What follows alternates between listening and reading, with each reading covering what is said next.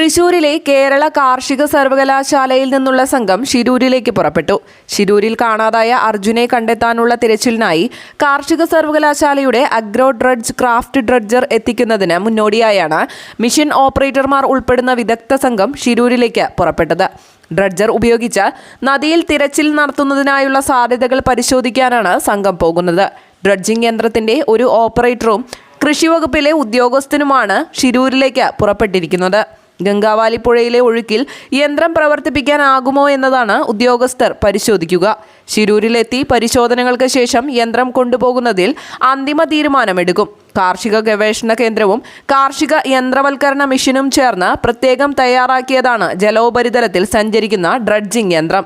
കൃഷിവകുപ്പ് കേരള കാർഷിക സർവകലാശാലയ്ക്ക് വാങ്ങി നൽകിയ ഡ്രഡ്ജർ നിലവിൽ തൃശൂർ എൽത്തുരുത്ത് കനാൽ വൃത്തിയാക്കുന്നതിനായി ഉപയോഗിച്ചു വരികയാണ്.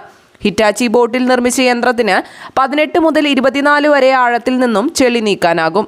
മെഷീൻ ഓപ്പറേറ്റർമാർ എത്തി യന്ത്രം പുഴയിൽ ഇറക്കാനാവുന്ന സ്ഥിതി ഉണ്ടെന്ന് കണ്ടെത്തിയാൽ മാത്രമേ യന്ത്രം കൊണ്ടുവരേണ്ടതുള്ളൂ എന്നാണ് കർണാടകയുടെ നിർദ്ദേശം.